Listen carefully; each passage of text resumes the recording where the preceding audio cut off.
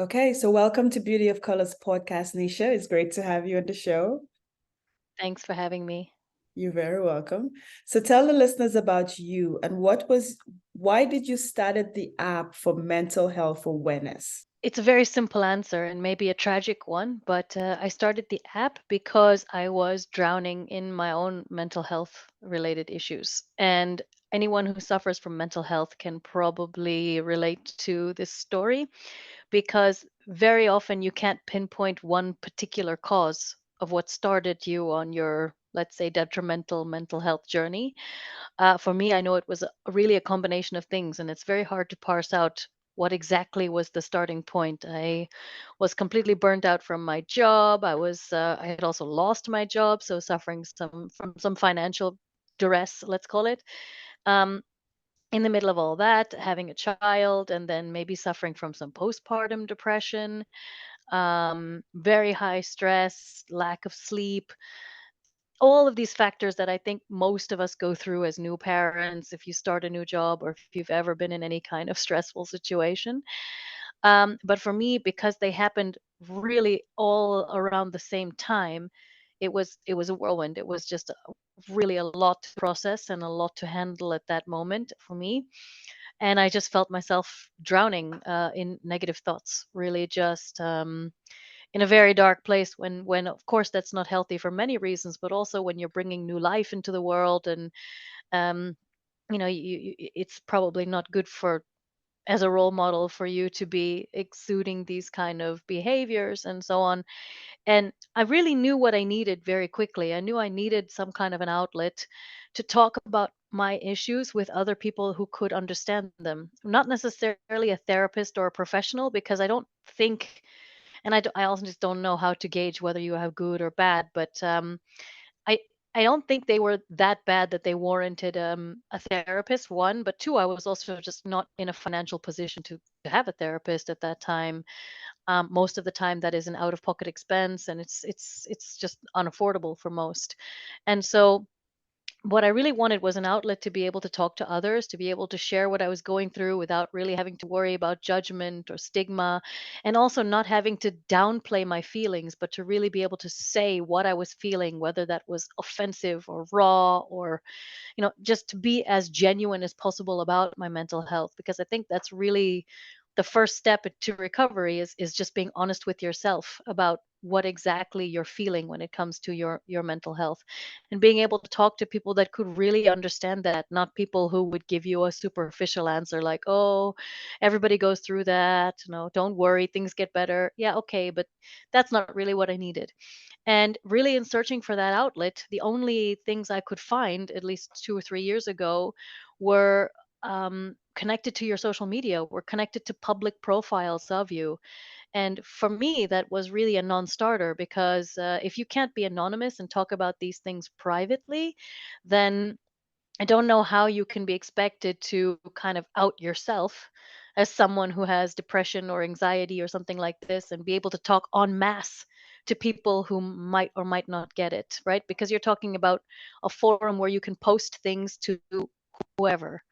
It's not necessarily a kind of consolidated group that's suffering from the same thing as you are, or that will really be able to relate to you in the same way. And that's really where the app came from. It's designed to be a place where you can enter or form very small groups of people, not more than 6 or 7 people, where you can really talk in a more genuine and honest way about what you're experiencing, in the hopes that the other people in the group can relate to you a bit more closely and can give you advice or ideas or routines or tips or things you haven't thought of that might be able to help you navigate your way through. Nisha, how does the app work? Do you have a professional psychiatrist, 24 hours that can assist the people who are on the app, or is it just people coming together and talking and sharing their experiences to uplift others? Yeah, it's more of the latter, I would say. It's a completely peer-led group, and we want to make it very clear to our users that there is no admin involved with monitoring your conversations or collecting any data from you. The whole crux of this is that it's a place where actually privacy is respected and adhered to, So even us as admins have no idea who's in the groups, right? It could be, I mean, it's a variety of different people certainly, but I don't know who it is. I don't. All I know is the type of device they use and the place where they downloaded the app from. But other than that, I don't have any other demographic background information about the user. So buying and selling data is not what we do here, and that's really important, I think, for mental health strugglers to be aware of, because if you know that that's a trade-off of your mental health, you might be a bit less excited about being sharing your mental health story, let's say. But this is a place where you can come and you can talk to each other. You can kind of help each other. It's really trying to reiterate the idea that you're not suffering from things alone, which I know is a very common mental health issue in itself. Let's say is that you kind of isolate yourself a bit more when you struggle with mental health issues. You don't feel like you can talk to anyone because you feel like you're completely alone in the world. And really, I'm here to tell you that's absolutely not the case. And the more you can not even share your own story, but listen to others, how they're struggling, and try to help them, that's already a huge step in your own mental health journey. So it's a place where you share stories, and you talk about what you feel comfortable talking about, right? There's nobody there poking you for information or prodding you or trying to make you do anything you don't feel comfortable with. Stigma in the mental health area is real, and we understand that, and it's not going to be easy for everyone to share their stories, but hopefully as and how you integrate into the group and you listen to others, you start to get a bit more comfortable in sharing your own story, and you can do that on your own terms. Now, the only place where we kind of do get involved is if people are posting or chatting about self-harm somehow, in which case we do have a kind of bot that, let's say, monitors for keywords like suicidal thoughts, ideations, self-harm. I mean, we don't know them all because there are just too many, right? But as and where they are identified, we automatically then post all of the prevention hotlines, suicide prevention hotline, RAIN, any of them that are particular for that group, the resources that are already existing to really, if you're having acute mental health issues where you really feel like you might do some destructive thing to yourself or to someone else, then the resources available to you immediately, and you're connected directly into someone who is a professional and who can help you. So would the app, if somebody put in those words that you're talking about, like suicide, would the app detect it and would the app kind of bump them out, or would the app, would they still continue on the app even if they do talk about or mention those words? So if they mention those words, then it kind of triggers automatically a message from the admins that say, no, look, we saw this word was used in the app. In case you need any further assistance, these are the numbers. These are all of the numbers globally that are available for suicide prevention, that are available for um, counselors or whatever, because we kind of recognize that if that's where the person is, then this outlet isn't really the right one. I mean, this is really more for long-term chronic mental health issues that are not necessarily fatal, Mhm. but they get worse and worse if they're not treated, right? And they could lead to suicidal thoughts, ideations if they're not addressed. But if you're already at the point where you're starting to think about self-harm, then we really want to make sure that you know that, okay, we may not be the right resource for you, but there are several other resources available to you. Please call them, and that's all we can do, right? As administrators, is just encourage you to get the help that you need in whatever form that it takes. What's available right now is the suicide prevention hotlines that are available worldwide. There's also hotlines for abuse and for several other issues, right? But and those will automatically pop up in the chats if we see that people are using those words, or if those words are detected. I would say it's not like we're scouring every chat to read the conversations, but it's more like if those particular words are picked up, Mhm. then we pick it up. But it's not foolproof, right? Because we cannot possibly know every single word combination where someone is intending self-harm but doesn't write about it or doesn't express it.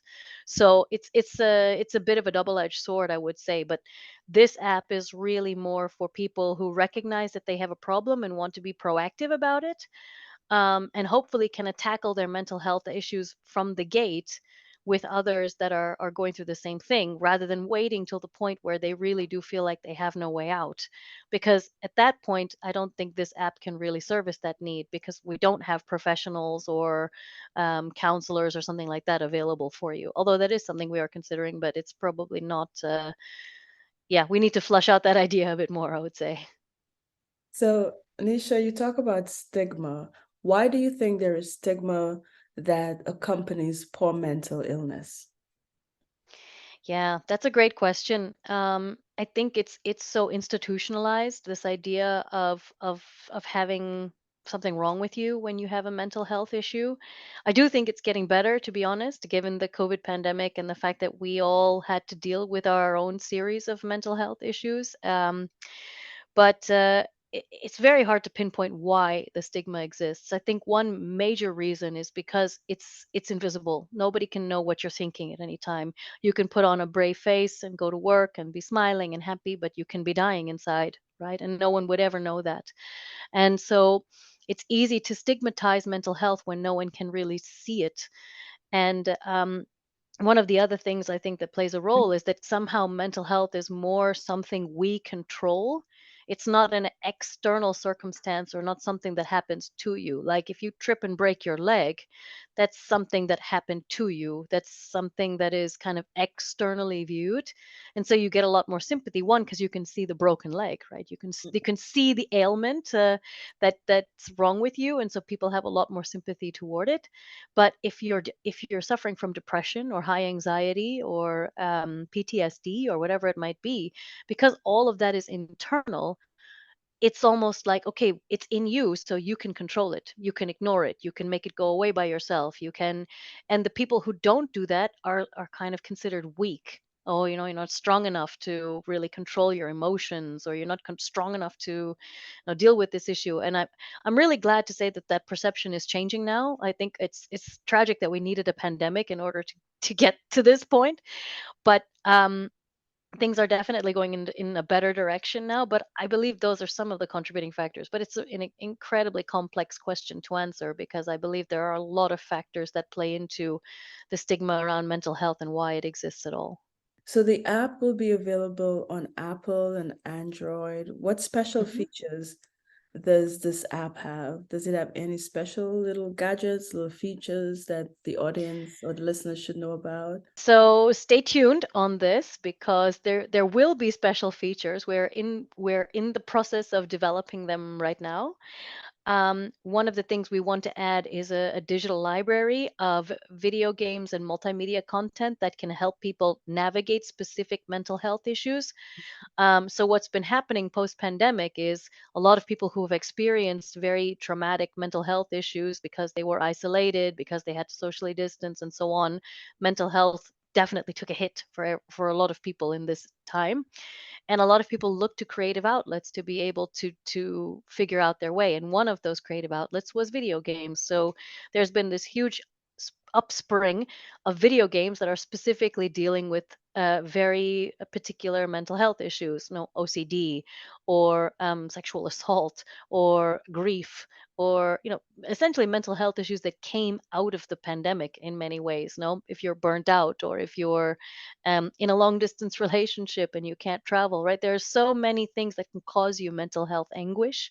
And I believe, and we believe, playing video games is one way for you to experience mental health, but not necessarily be a part of it. So to kind of distance yourself from the mental health issue because you're not in the video game yourself, and try to look at it with some objectivity and a little bit of like less bias, let's say, some impartiality, and try to bring that into your own mental health situation. Because part of the issue of diagnosing mental health and dealing with mental health is it's so subjective, because it's you or your perception of your mental health.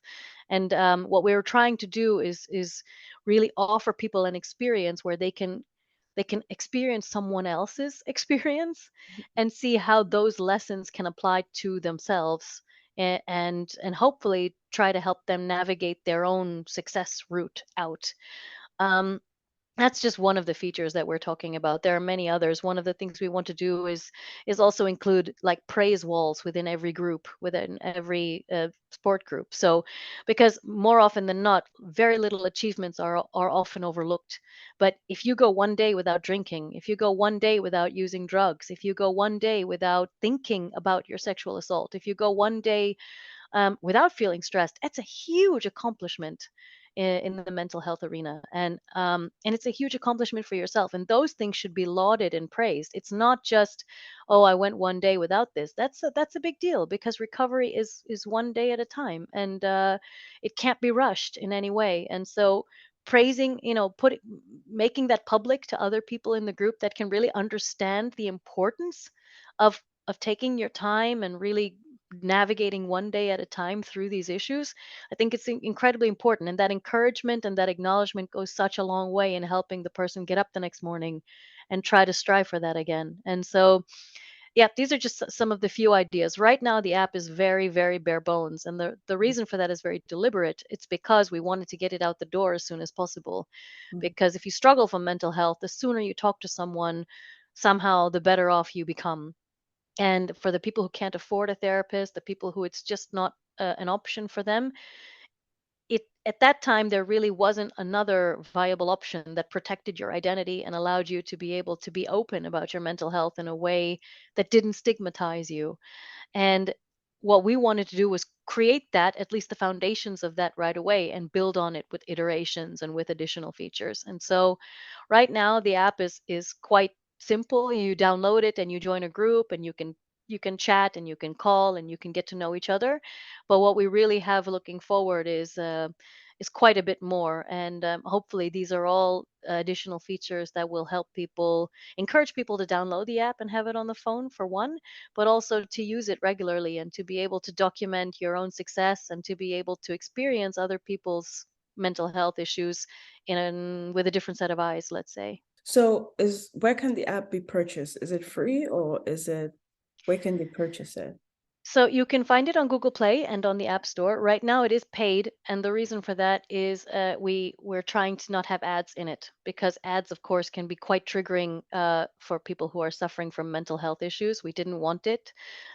We still can't avoid all the trolls, unfortunately, because people join the app and they have nefarious purposes, to which those, we constantly tell our users that we're not monitoring the groups. So if you do see something suspicious, it needs to be flagged to us in order to get involved. But many users are aware of that and are using that feature quite easily.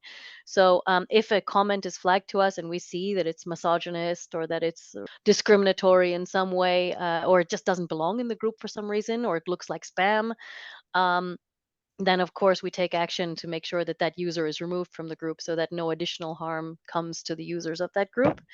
But yeah, so you can download it wherever you get your apps. Basically, it's available everywhere. You do have to pay for it right now, but in the next iteration, when we add all these features, we're hoping to make it free because we don't want there to be any barrier to entry when it comes to better mental health. So yep, download it now, download it later, whenever you feel like. um, and yeah, we have a website as well, confidconvos.com, where we are constantly writing about new topics, writing about things that are relevant to mental health, new treatments that are coming out. One of the latest posts we wrote actually was about deepfakes, which is probably going to be the next major mental health issue that comes up, the scamming around it, and Mhm. how people can try to prepare themselves to identify when an AI is writing or telling you something versus a human. This is an incredibly difficult exercise and for sure will continue to become more sophisticated going forward. So, but we believe the more we can expose people to how ChatGPT thinks and writes and acts, the more quickly people will be able to realize that, oh, actually, this is written by not a person, it's written by an AI, and I don't need to listen to it, or I can listen to it if it's educational, but it's not, I'm not going to be scammed or taken in by it in some way. That's an ongoing process for sure, but because I do see a variety of mental health issues stemming out of this for sure. But the more we can prepare people for what's coming, I think the better off the next generations will be. So what's the name of the app? We're talking about the app, but we haven't said the name. It's confidential conversations is what it's called. So do you Yep. have any last words for the listeners? Sharing their experience without judgment, and could you tell the listeners the website address and where Sure. can the listeners get in touch with you? So the website address is confidconvos.com. And we're also on most social media platforms with that handle. So at Confid Convos, you can find us on Pinterest, Twitter, Snapchat, Instagram. There's ones.